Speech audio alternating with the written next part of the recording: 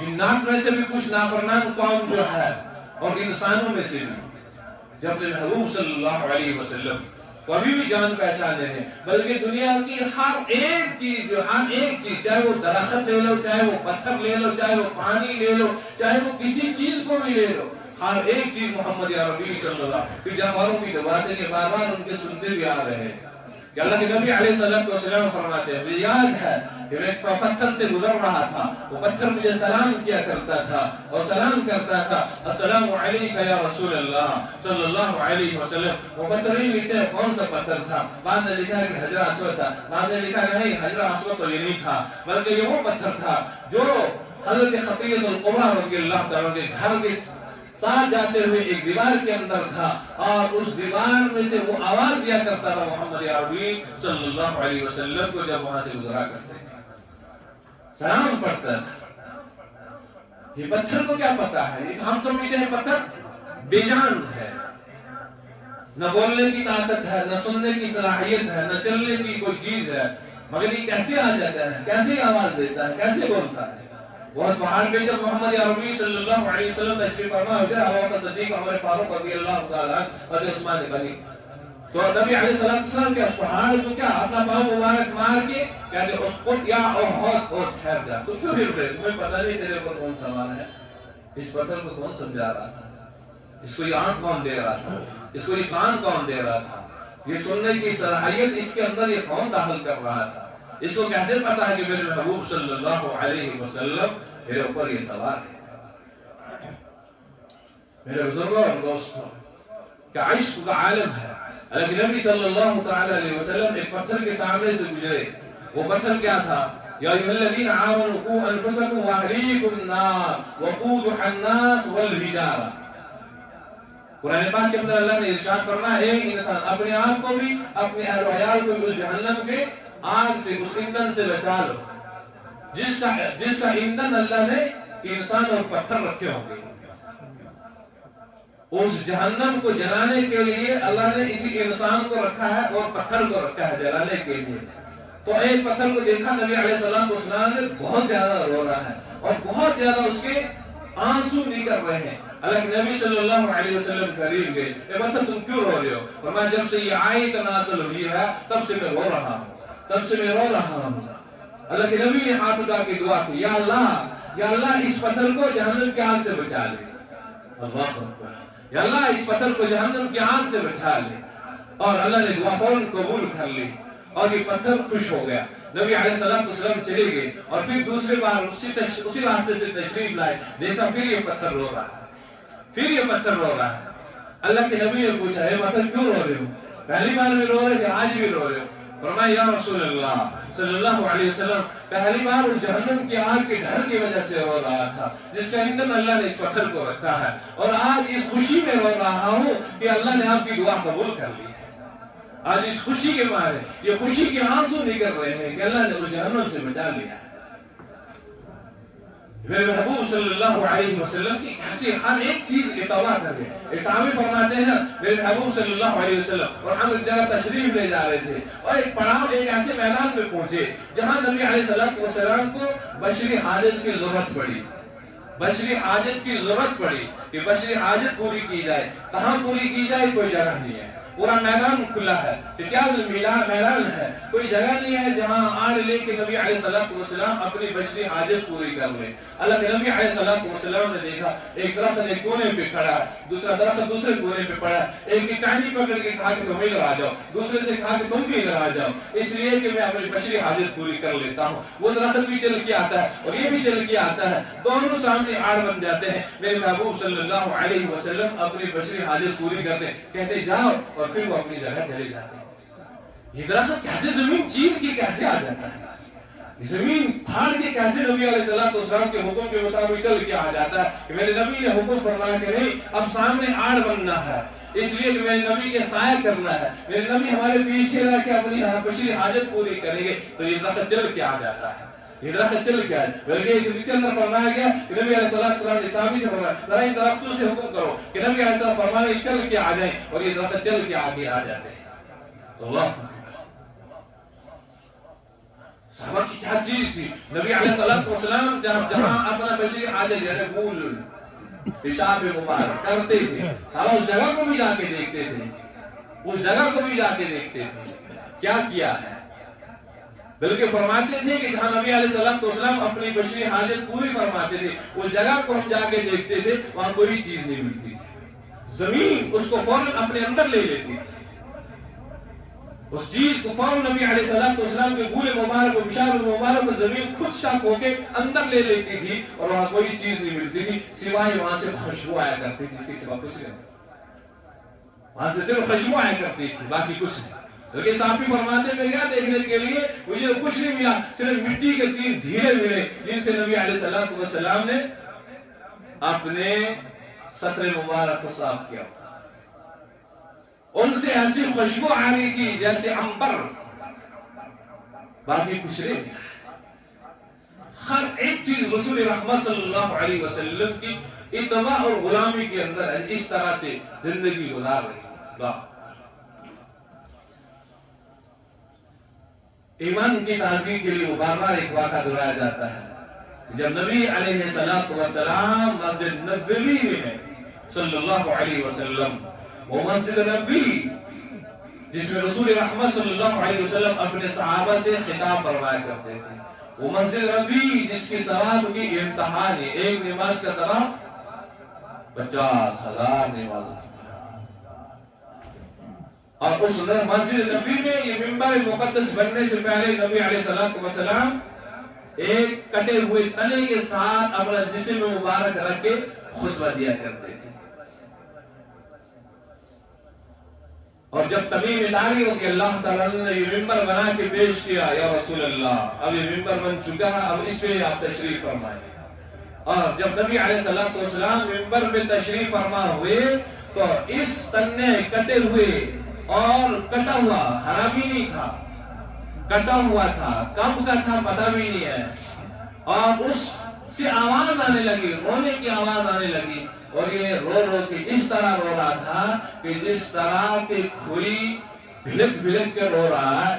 اور نبی علیہ السلام اپنے منبر مقدس سے نیچے اترے اور اس تنے کو سینے سے لگا، تم کیوں رو رہے ہو؟ فرمایا یا رسول اللہ آج آپ ہم سے جدا ہو گئے نا، اب آپ کے لیے منبر بن گیا. اللہ اتباع اور غلامی کا یہ عالم ہے. صحابہ کی زندگی یوں ہی ہمارے لیے نمونہ نہیں بنی، ایک ایک جز اپنی زندگی کے اندر لایا رسول رحمت صلی اللہ علیہ وسلم کا، ایک ایک جز رسول رحمت صلی اللہ علیہ وسلم کا دیکھ کے اپنی زندگی کے اندر لایا اور سب کچھ قربان کر دیا، جان مال اولاد سب کچھ. بار بار سنتے آتے نا والا صدیق رضی اللہ تعالیٰ نے اپنا پورا مال ہی جو ہے اللہ کے نبی کی خدمت میں پیش کر دیا، سارا کا سارا قربان کر دیا. اور تب اللہ کے نبی نے پوچھا ابو بکر گھر میں کیا چھوڑے ہو؟ فرمایا اللہ اور اس کے رسول کا نام، بس اس کے سوا کچھ نہیں تھا.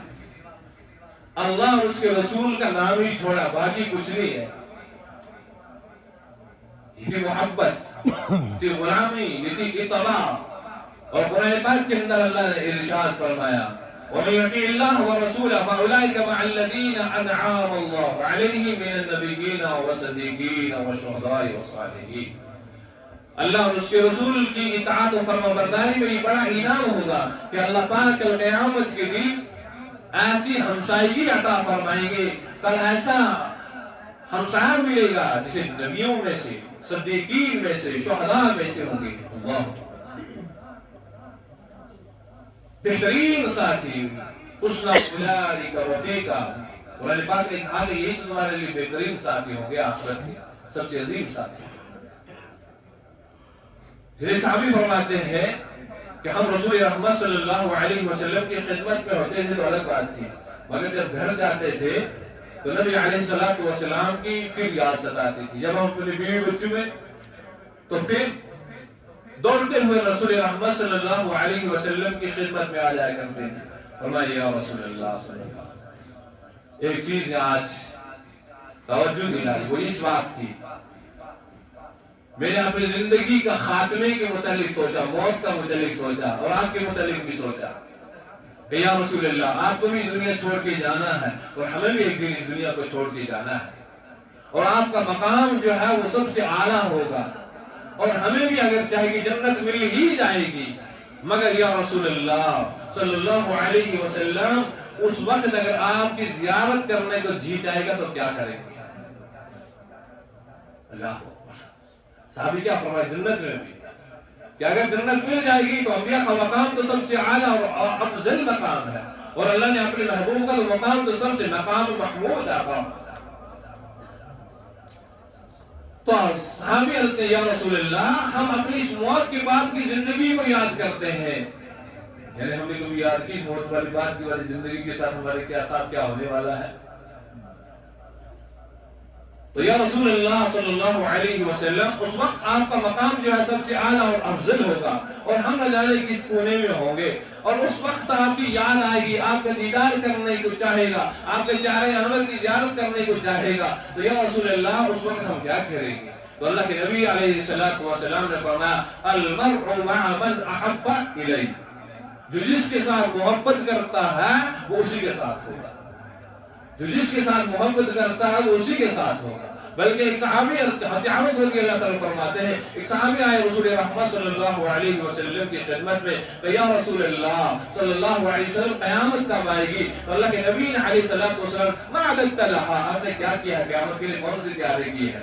قیامت کے لیے کون سی تیاری کیا؟ فرمایا ما عددت لها من كثير صلاة ولا صوم ولا صدقة ولكن حب الله ورسوله، نہ تو میں اتنی زیادہ روزے رکھ سکتا ہوں، نہ اتنے زیادہ صدقات کر سکتا ہوں، نہ اتنی زیادہ نمازیں پڑھ سکتا ہوں، البتہ اللہ اور اس کے رسول صلی اللہ علیہ وسلم سے محبت ہے۔ اب کوئی یہ نہ سمجھ لے کہ میں نماز بھی نہیں پڑھتا ہوں، میں روزہ بھی نہیں رکھتا ہوں، میں زکوٰۃ بھی نہیں دیتا ہوں، میں صدقہ خیرات بھی نہیں کرتا ہوں، مگر میں اللہ اور اس کے رسول سے محبت کرتا ہوں، یہ کوئی محبت نہیں ہے۔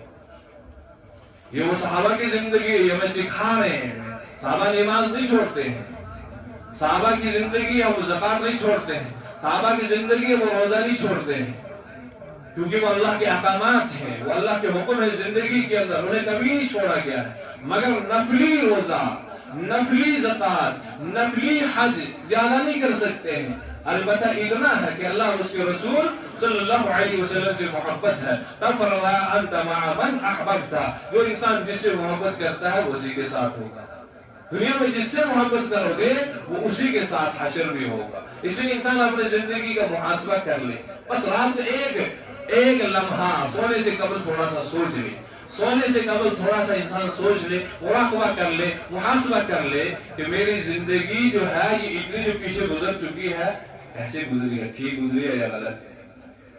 اگر ٹھیک گزری ہے تو کہیں الحمدللہ رب العالمین، اللہ کا شکر ہے، اور اگر غلط گزری ہے تو توبہ کرے، یا اللہ میں آئندہ توبہ کرتا ہوں، مجھے اب ایسی برائی والی زندگی سے بچا لے، اب کتنے دن بچے ہوں گے، کب چلا جاؤں گا، اس لیے میری زندگی جو ہے وہ بہتر بن جائے گی۔ اس میں محاسبہ کر کے سوچے انسان میری زندگی کو، دن کی کارکردگی کا سوچے، آج دن میں نے کون سے نیک اچھے اعمال کیے ہیں، کون سے برے اعمال کیے ہیں، کتنے اچھی نیکیاں کمائی ہیں اور کتنی نہیں کمائی ہیں، جو برے اعمال کیے اس پہ توبہ استغفار کر لے، اور جو نیکیاں کی اس پہ اللہ کا شکر کر لے کہ اللہ یہ تو میں نہیں کر سکتا، آپ کی توفیق سے اتنا مل چکا ہے، تب سے تو کچھ ہو چکا ہے۔ ایک ایک نیکی کا جو ہے نام عمل خدمت توڑی جائے گی، وَمَن يَعْمَلْ مِثْقَالَ ذَرَّةٍ خَيْرًا يَرَهُ وَمَن يَعْمَلْ مِثْقَالَ ذَرَّةٍ شَرًّا يَرَهُ۔ کوئی چیز ذرا بھی چھپی نہیں رہے گی، سب سامنے کے سامنے آ جائے گی، شیشہ سامنے ہوگا، ڈاٹا سامنے ہوگا۔